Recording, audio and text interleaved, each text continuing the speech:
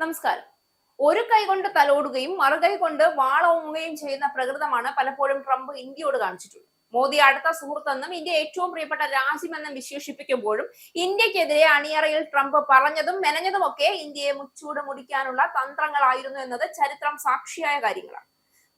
പാകിസ്ഥാനെ പലപ്പോഴും ഇന്ത്യക്ക് മുകളിൽ വളരുന്ന വൃക്ഷമാക്കി വളർത്താൻ അതിന് വെള്ളവും വളവും നൽകാൻ ട്രംപ് പലപ്പോഴും ശ്രമിച്ചിട്ടുണ്ട് എന്നത് യാഥാർത്ഥ്യമാണ്.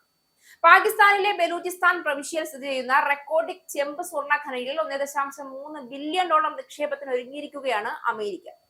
ആഗോളതലത്തിൽ നിർണായക പ്രാധാന്യമുള്ള ഖനികളിലേക്കുള്ള പ്രവേശനം ഉറപ്പാക്കാൻ ലക്ഷ്യമിട്ടുള്ള പ്രൊജക്ട് വോൾട്ട് എന്ന അമേരിക്കൻ പദ്ധതിയുടെ ഭാഗമായാണ് ഈ നിക്ഷേപമെന്നാണ് വിലയിരുത്തൽ. സ്റ്റേറ്റ് ഡിപ്പാർട്ട്മെന്റ് പ്രഖ്യാപിച്ച ഈ പദ്ധതി നിർണായക ധാതുക്കൾക്കും അപൂർവ ഭൂമിക്കും വേണ്ടിയുള്ള ആഗോള വിപണിയെ പുനർനിർമ്മിക്കുക എന്നതാണ് ലക്ഷ്യം വെക്കുന്നത്.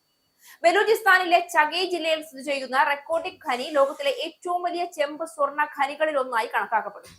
യുഎസിന് പുറത്തുള്ള ഏക നിക്ഷേപ പദ്ധതിയാണ് റെക്കോർഡിക് എന്നതും ശ്രദ്ധേയമാണ്. ഫെബ്രുവരി 2-നാണ് ഡൊണാൾഡ് ട്രംപ് പ്രൊജക്ട് വോൾട്ട് പ്രഖ്യാപിച്ചത്. ഇത് യുണൈറ്റഡ് സ്റ്റേറ്റ്സിന്റെ ഏക സ്പോട്ട് ഇമ്പോർട്ട് ബാങ്ക് ചെയർമാന്റെ നേതൃത്വത്തിലുള്ള ഒരു സംരംഭമാണ്. ഏതാണ്ട് 10 ബില്യൺ ഡോളറാണ് വായ്പയായി പദ്ധതിയിൽ പാകിസ്ഥാന് അനുവദിച്ചിരിക്കുന്നത്. പാകിസ്ഥാനിൽ 1.3 ബില്യൺ ഡോളർ ഉൾപ്പെടെ നിരവധി ഇടപാടുകൾക്ക് എക്സിം അംഗീകാരം നൽകിയിട്ടുണ്ട്. ഈ നിക്ഷേപം പാകിസ്ഥാന്റെ ഖനന മേഖലയ്ക്ക് വലിയ ഉത്തേജനമാകുമെന്നും തൊഴിലവസരങ്ങൾ വർദ്ധിപ്പിക്കാനും വിദേശ നാണയ വരുമാനം കൂട്ടാനും സഹായിക്കുമെന്നാണ് പാക് സർക്കാരിന്റെ വിലയിരുത്തൽ. എന്നാൽ ചൈനയുടെ ആധിപത്യമുള്ള ആഗോള ഖനന വിപണിയിൽ അമേരിക്കയുടെ സ്വാധീനം ശക്തിപ്പെടുത്താനുള്ള നീക്കമായും ഈ നിക്ഷേപം വിലയിരുത്തപ്പെടുന്നുണ്ട്. പാകിസ്ഥാനിലെ ബലൂചിസ്ഥാൻ പ്രവിശ്യയിൽ സ്ഥിതി ചെയ്യുന്ന റെക്കോർഡിക് ചെമ്പ് സ്വർണ്ണ ഖനനിയിലേക്ക് 1.3 ബില്യൺ ഡോളർ നിക്ഷേപം നടത്തുമെന്ന് അമേരിക്ക പ്രഖ്യാപിച്ചിരിക്കുന്നത് വെറും സാമ്പത്തിക ഇടപാടല്ല. അത് ആഗോള അധികാര രാഷ്ട്രീയത്തിന്റെ പുതിയ അധ്യായമാണ്. ഈ പദ്ധതി നിർണായക ധാതുക്കളിലും അപൂർവ ഭൂമിയിലുമുള്ള ആഗോള നിയന്ത്രണം ഉറപ്പാക്കാനുള്ള അമേരിക്കൻ ശ്രമത്തിന്റെ ഭാഗമാണ് എന്നത് വ്യക്തമാണ്. എന്നാൽ ഇതിന്റെ മറുവശം ഇന്ത്യ പോലുള്ള രാജ്യങ്ങളുടെ സുരക്ഷയ്ക്കും പ്രാദേശിക സ്ഥിരതയ്ക്കും വലിയ ഭീഷണിയാകുന്നു എന്നതാണ്. റെക്കോർഡിക് ഖനി ലോകത്തിലെ ഏറ്റവും വലിയ ഉപയോഗിക്കപ്പെടാത്ത ചെമ്പ് സ്വർണ്ണ ശേഖരങ്ങളിൽ ഒന്നാണ്. ഭാവിയിലെ പ്രതിരോധ വ്യവസായം, ഇലക്ട്രിക് വാഹനങ്ങൾ, സെമി കണ്ടക്ടർ സാങ്കേതിക വിദ്യ എന്നിവയ്ക്ക് നിർണായകമായ ധാതുക്കളാണ് ഇവിടെ അടങ്ങിയിരിക്കുന്നത്.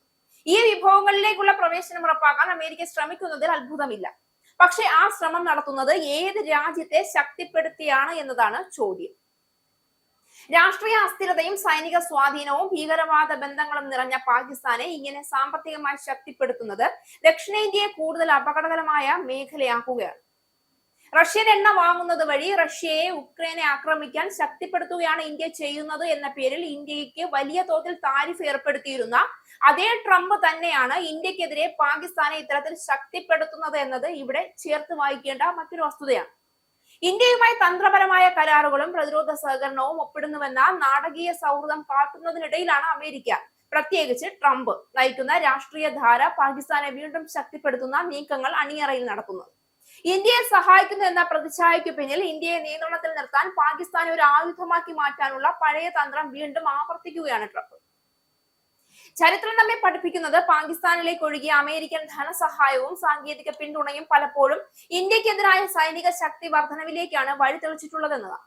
ബലൂചിസ്ഥാനിലെ മനുഷ്യാവകാശ ലംഘനങ്ങളും പ്രാദേശിക ജനതയുടെ അവഗണനകളും അവിടെ നിലനിൽക്കുന്ന കലാപാവസ്ഥയും അമേരിക്കൻ നിക്ഷേപങ്ങൾ വഴി കൂടുതൽ കടുപ്പിക്കപ്പെടും. പ്രാദേശിക വികസനം എന്ന പേരിൽ നടക്കുന്ന ഈ ഇടപെടലുകൾ യഥാർത്ഥത്തിൽ പാകിസ്ഥാനിലെ സൈനിക ഭരണകൂടത്തിന്റെ കൈകളിൽ കൂടുതൽ വിഭവങ്ങൾ എത്തിക്കാനാണ് സാധ്യത. അതിന്റെ പ്രത്യാഘാതം അതിർത്തി കടന്നെത്തുക ഇന്ത്യയിലേക്കായി. ആഗോള വിപണി പുനർനിർമ്മിക്കുകയാണെന്ന വാചകത്തിന് പിന്നിൽ അമേരിക്ക ചെയ്യുന്നത് സ്വന്തം താല്പര്യങ്ങൾക്ക് അനുകൂലമായി ശക്തി സമവാക്യങ്ങൾ പുനഃക്രമീകരിക്കലാണ്. ഇന്ത്യയെ ഒരു പങ്കാളിയായി ഉപയോഗിക്കുകയും അതേസമയം ഇന്ത്യക്ക് നേരെ ആയുധമുയർത്താൻ ശേഷിയുള്ള പാകിസ്ഥാനെ വളർത്തുകയും ചെയ്യുന്ന ഈ ഇരട്ടത്താപ്പ് നയം തുറന്നുകാട്ടപ്പെടും. ദക്ഷിണേന്ത്യയിലെ സമാധാനം അമേരിക്കൻ കോർപ്പറേറ്റ് തന്ത്രപരമായ താല്പര്യങ്ങൾക്ക് ബലിയാടാക്കപ്പെടുന്ന അവസ്ഥയാണെന്ന് കാണുന്നു. അതിനാൽ റെക്കോർഡിക് നിക്ഷേപത്തെ വെറും സാമ്പത്തിക പദ്ധതിയായി കാണുന്നത് അബദ്ധം മാത്രമായിരിക്കും. ഇത് ഇന്ത്യയുടെ ദേശീയ സുരക്ഷയ്ക്കും പ്രാദേശിക സ്ഥിരതയ്ക്കും നേരെയുള്ള ഒരു മുന്നറിയിപ്പാണ്, അല്ലെങ്കിൽ വെല്ലുവിളിയാണ്. അമേരിക്കൻ വാഗ്ദാനങ്ങളുടെ പിന്നിലെ യാഥാർത്ഥ്യം തിരിച്ചറിയുകയും സ്വന്തം താല്പര്യങ്ങൾ സംരക്ഷിക്കാൻ ഇന്ത്യ കൂടുതൽ ജാഗ്രതയും ദൃഢതയും കാണിക്കേണ്ടതുമായ സമയം തന്നെയാണ്.